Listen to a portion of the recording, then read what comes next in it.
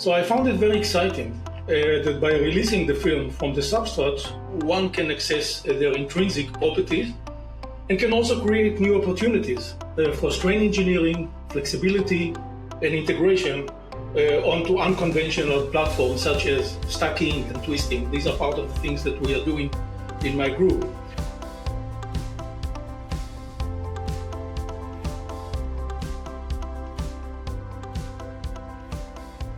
Hi, my name is Quanxi, the editor-in-chief of the journal Material Research. I'm a professor at the University of Buffalo. Today, we are going to discuss some very exciting research work in the area of functional metal oxide. As many you know, oxide materials offer a wide range of electronic, ionic, and also catalytic properties. But their performance, especially for epitaxy-like materials, is often closely tied to the substrate they are grown on. So which can be good, and also, but also can limit both fundamental studies and practical applications.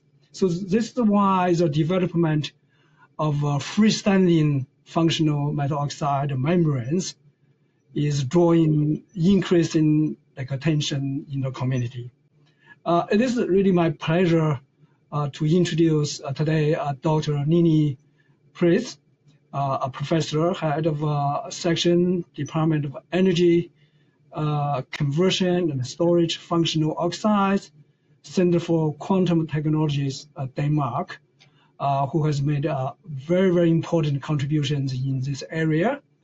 In his recent work published in the journal Material Research, he and his colleagues reviewed the fabrication of freestanding functional oxide membranes and explored their potential applications.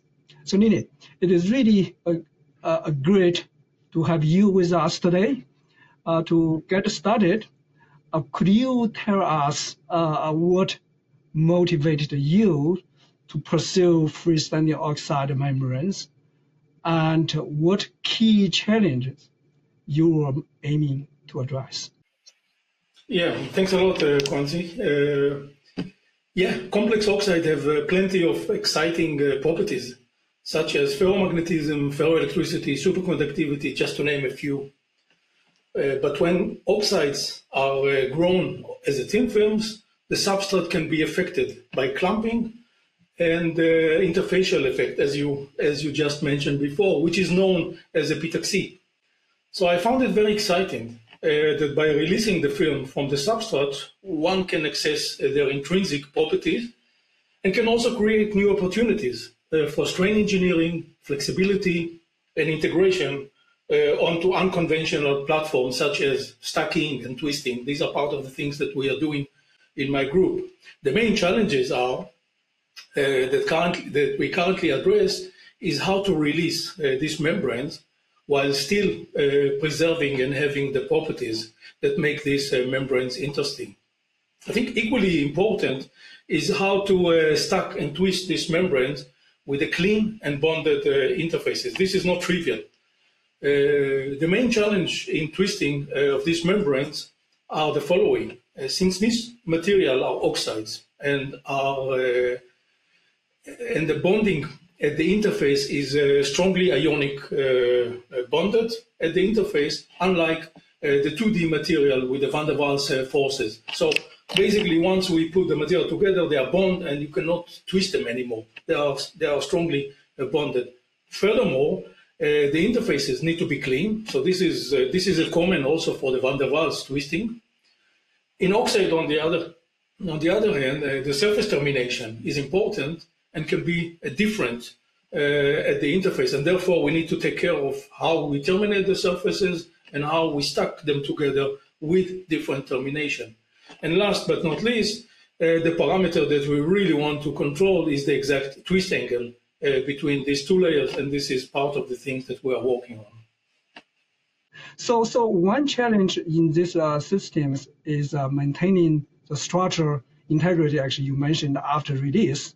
So how do you ensure stability and also preserve the functionality in the freestanding membranes? In order to preserve the structural integrity of freestanding oxide membranes, we need to ensure the following. One of them is to have high film quality.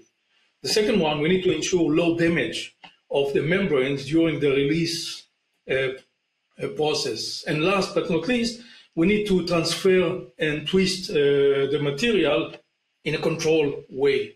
So the film must initially have a low defect density, and of course, with a well-defined thickness. This is something that we have to control all the way. Otherwise, if we don't do it, the release will amplify the residual stresses and lead to cracks and wrinkles. This is something that we try to avoid. Furthermore, the sacrificial layer that we use must be removed without any chemically or mechanically damaging the membrane. Beyond the fabrication of high-quality single membranes, the key challenge is to controlling the twist angle, as I just mentioned before, with a high precision, while ensuring that the interface are bonded and very clean. So I'm keep repeating the point that the material has to be bonded, because if they are not bonded, then the properties change, of course. So today we are doing this discreetly by stacking the membrane at a different twist angle, but we are interested in doing this continuously. And we are currently building a new quantum twisting microscope in my group, which originally developed by Shachar Ilani's group at the Weizmann Institute, and now applied for freestanding oxide membrane. This will allow us to tune the material and to rotate it continuously while looking at the properties of the material. So my strategy is to control the release and stacking at the very at every step, in fact, of the process, in order to maintain crystallinity, stoichiometry, and the membrane functionality. So looking ahead, what are the key open questions in this area that the community should be paying attention to? Yeah, indeed. Well, this field is still in its early stage. So several open questions remains, which in my opinion make it very interesting. So there is challenges that are still open. Some of the challenges that I see now is, one of them is, for example, from fabrication perspective. One of the main challenges, and I kept saying it during my presentation, is still achieving a well-reconstructed, intact, and bonded interfaces. This is absolutely important if we want to look for new properties. In my group, we have made major advance in the field, enabling the twisting of membrane while preserving an excellent interface bonding and controlling the twist angle on the accuracy of less than 0.1 degree.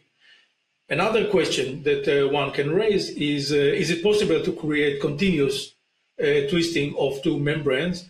And here I would like to refer again to the possibility that we have about using the quantum twisting microscope, where we can continuously tune the material while observing the properties, which is very difficult if you do it discretely. The other question that's still open is, can we directly access the physical properties of a buried twisted transition metal oxide system? This is true for any buried interfaces. So development need to do in this direction in order to be able to observe and measure what happened at the interface of the material. Another point is that twisted structure presents significantly challenge for modeling. Therefore, extending Moiré theory and computational method to accommodate, for example, heterosymmetry system is still in the early stage and need to be pushed further. The last open question that I can think of, but exciting one, is what happened when we combine freestanding oxide and 2D material together. This opens up a whole new direction to work. So to me, the central challenges is not only whether we can just make a freestanding oxide membrane, but also whether we can understand them, stabilize them, and use them in a way that reveal something actually new or technologically useful.